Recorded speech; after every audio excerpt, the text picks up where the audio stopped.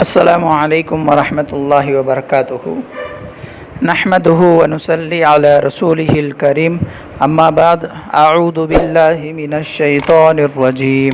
بسم الله الرحمن الرحيم. كل من عليها فان. صدق الله العلي العظيم. الحمد لله. இன்று நாம் ரமதானுடைய 22வது நாளினுடைய தராவியை தொழுதுவிட்டு நாம் அமர்ந்திருக்கிறோம்.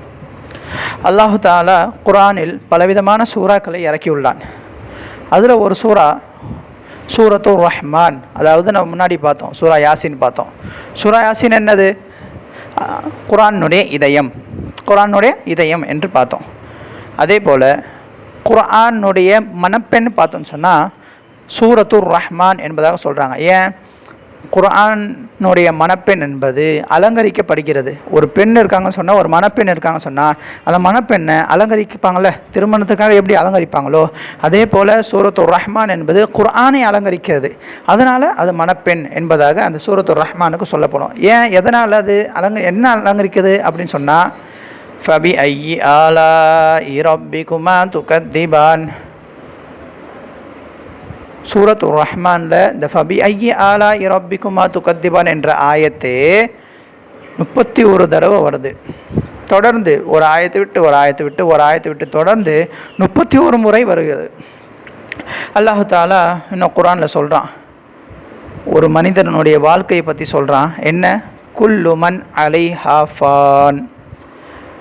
இருக்கக்கூடிய எல்லா விஷயங்களும் எதுவுமே நிரந்தரம் என்பது கிடையாது. எல்லாமே அழியக்கூடியது தான்.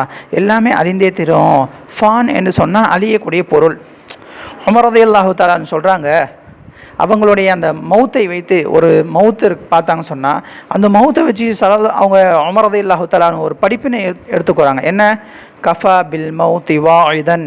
இந்த ஒரு மௌத்து இருக்குல்ல, அந்த மௌத்து என்பது எனக்கு உபதேசமாக இருக்குது. எப்படி உபதேசமாக இருக்குது? ஒரு மௌத்தை பார்த்துட்டாங்க சொன்னால் எனக்கு மௌத்து வந்துடுமோ என்பதாக அந்த ஒரு கவலை. அந்த நேரத்தில் என்ன ஆகுது? அமல்கள் செய்வதற்குண்டான ஒரு தேட்டம், அமல்கள் செய்வதற்குண்டான ஒரு ஆர்வம் என்பது எனக்கு ஏற்படுது அப்படின்னு சொல்லி சொன்னாங்க உமர் ரலியல்லாஹு தஆலா.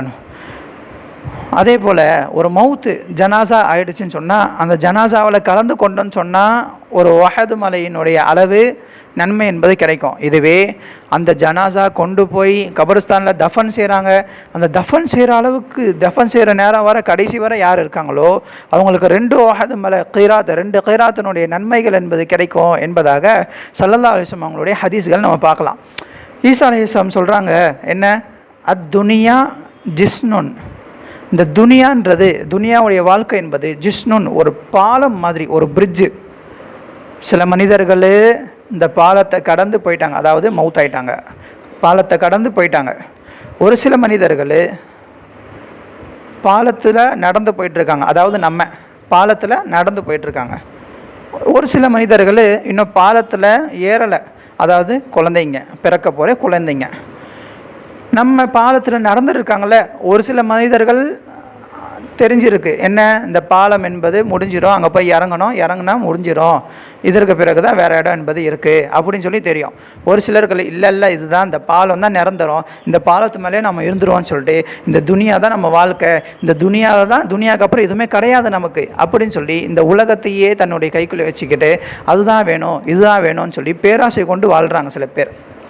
ஈசா அலைஹிஸ்ஸலாம் அதனால தான் சொன்னாங்க, துனியா ஜிஸ்னுன். இந்த துனியா என்பது ஒரு பாலமாக இருக்குது அப்படின்னு சொல்லி சொன்னாங்க. நபி ஸல்லல்லாஹு அலைஹி வஸல்லம் சொல்கிறாங்க,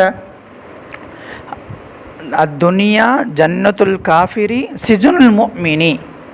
இந்த துனியா என்பது காஃபிர்கள், நிராகரிப்பவர்கள், அல்லாஹ்வை நிராகரிப்பவர்களுக்கு சொர்க்கமாக இருக்கிறது. சிஜுனுல் முஃமின். இந்த துனியா என்பது முஸ்லீம்களுக்கு சிறைச்சாலையாக இருக்குது.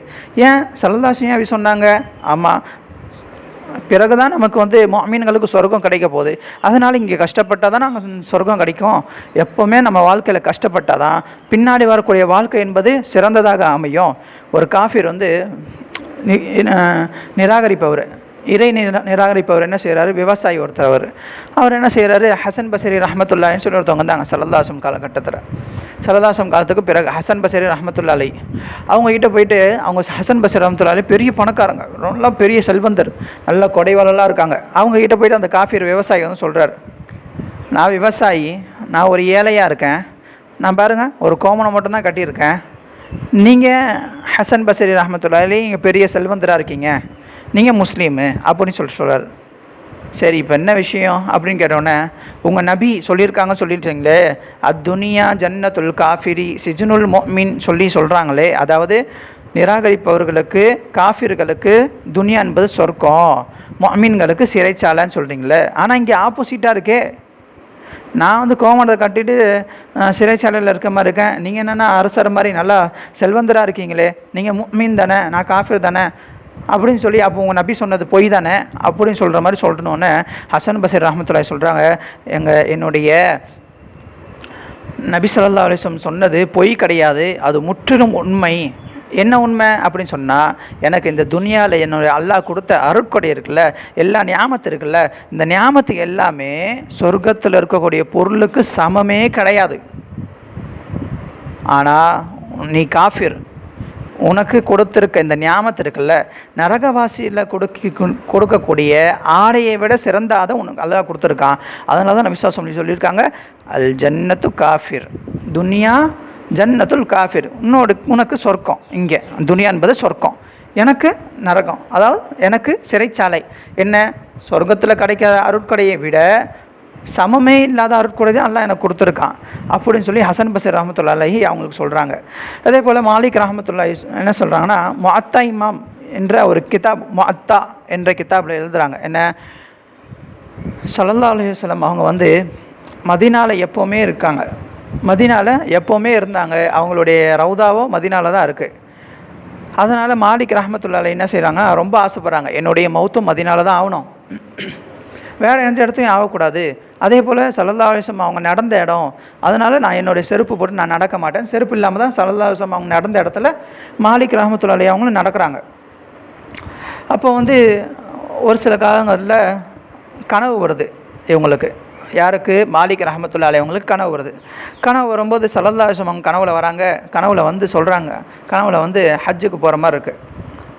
அப்போது ஹஜ்ஜுக்கு போகிற மாதிரி இருக்கவுடனே நபி ஸல்லல்லாஹு அலைஹி வஸல்லம் அவங்க என்ன செய்வாங்க, இப்போது கேட்பாங்க, என்னுடைய மௌத்து நான் இங்கேயே ஆகணும்னு தான் நினைக்கிறேன் அப்படின்னு சொல்லும்போது ஸல்லல்லாஹு அலைஹி வஸல்லம் அஞ்சி அப்படின்னு சொல்லிட்டு மறைஞ்சிடுறாங்க, போயிட்டாங்க. அதுக்கடுத்து கனவுகளுக்கு விளக்கம் கொடுக்கக்கூடிய ஒரு ஆள் அந்த காலத்தில் இருந்தாங்க, இப்னு சீரின் ரஹ்மத்துல்லாஹி அலைஹி.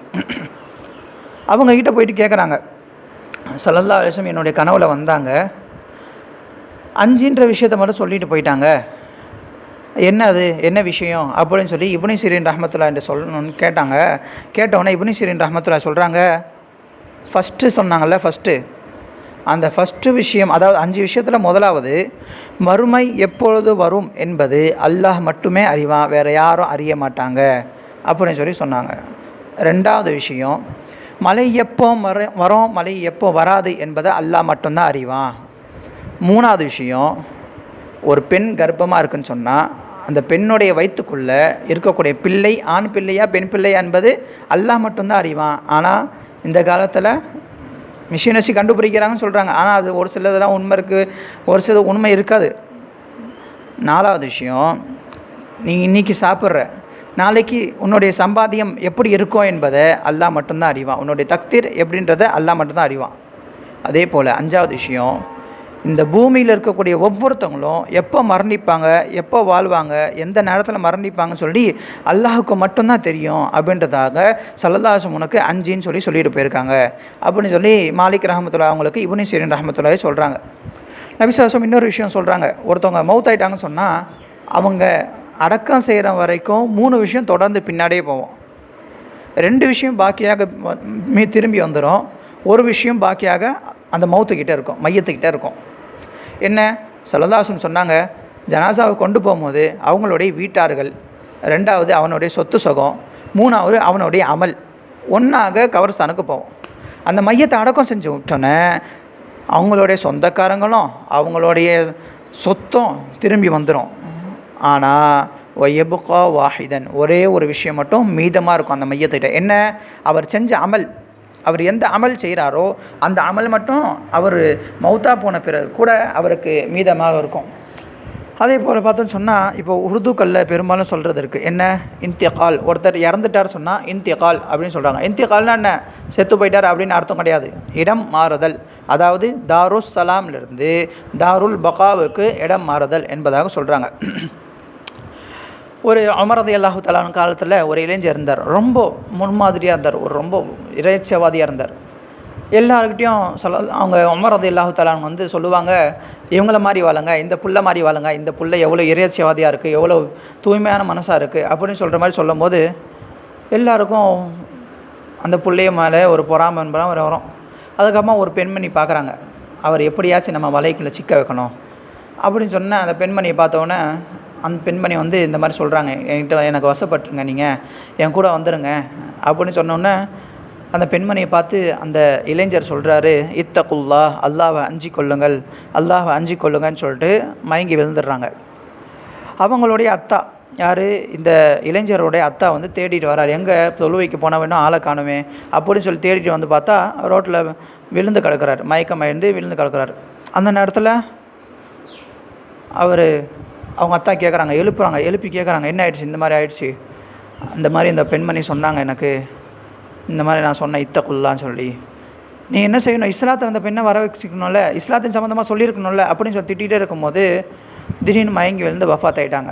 அதுக்கடுத்து அவரை கொண்டு போய் அடக்கம் செஞ்சுட்டாங்க. இந்த விஷயம் உமர் ரலியல்லாஹு தஆலா அன்ஹுவுக்கு தெரிஞ்சிருச்சு. உமர் ரலியல்லாஹு தஆலா அன்ஹுவுக்கு தெரிஞ்ச உடனே உமர் ரலியல்லாஹு தஆலா அன்ஹு அவருடைய கபர் எங்கன்னு சொல்லி தேடி போய் பார்க்குறாரு. தேடி போய் பார்த்தோன்னே உமர் ரலியல்லாஹு தஆலா அன்ஹு கபரை பார்த்து சொல்கிறாங்க, வலிமன் காஃப மகாம ரப்பிஹி ஜன்னத்தான், வலிமன் காஃப மகாம ரப்பிஹி ஜன்னத்தான், யார் அல்லாஹுக்கு அஞ்சினாங்களோ அவங்களுக்கு 2 சொர்க்கம் இருக்குது, 2 சொர்க்கம் இருக்குன்னு உமர் ரலியல்லாஹு தஆலா அந்த கபருக்கு முன்னாடி போய் சொல்கிறாங்க. சத்தக அமீருல் முஃமினீன் அப்படின்னு சொல்லி கபர்லேருந்து சவுண்ட் வருது. என்ன, நீங்கள் அமீருல் முஃமினீன்லே நீங்கள் உண்மையை தான் சொல்கிறீங்க, அமீருல் முஃமினீன் நீங்கள் உண்மையை தான் சொல்கிறீங்க அப்படின்னு சொல்லி கபர்லேருந்து சவுண்ட் வருது. அப்போது ஒருத்தருடைய அமல் மட்டும்தான் மௌத்துக்கு பிறகு பாக்கியாக இருக்கும். மௌத்துன்றது எப்போ வேணாலும் வரலாம். ஸல்லல்லாஹு அலைஹி வஸல்லம் சொல்கிறாங்க, அதாவது சஹாபாக்கள் சொன்னாங்க, என்ன, ஒரு சலாம் கொடுத்துட்டு மற்றொரு சலாம் கொடுக்கறதுக்கு முன்னாடி ஸல்லல்லாஹு அலைஹி வஸல்லம் சொல்கிறாங்க மௌத்து வந்துடும் அப்படின்னு சொல்லி ஸல்லல்லாஹு அலைஹி வஸல்லம் சஹாபாக்களுக்கு சொல்கிறாங்க. அப்போது நம்ம மௌத்தை நினைவுபடுத்தி கொண்டே இருக்கணும். நினைவுபடுத்த வச்சாதான் நம்ம ஆர்வம் இருக்க முடியும், அமல்களில் ஆர்வம் இருக்க முடியும். ஏன் இப்போ ஒருத்தவங்களுக்கு தெரிஞ்சவங்க ஒருத்தவங்க மௌத்து கொடுக்குறான்னா என்ன அர்த்தம், நம்மக்கிட்ட பலகீனம் என்பது ஏற்படுது, அந்த பலகீனம் ஏற்படக்கூடாது, அந்த தொழுகை என்பது இருக்கணும், அமல்கள் என்பது இருக்கணுன்றதுக்காக வேண்டி அல்லாஹு தஆலா அதன் ஒரு படிப்பினைகளாக நம்ம காட்டுறான். இதை கொண்டு நாம் ஒரு படிப்பினையாக பெற்று நம்மளுடைய அமல்களில் ஆர்வத்தை ஏற்றி கொள்ளக்கூடிய பாக்கியத்தை அல்லாஹ் நம் அனைவருக்கும் தருவானாக. ஆமீன். வ ஆஹிரு தஅவானா அல்ஹம்துலில்லாஹி ரப்பில் ஆலமீன்.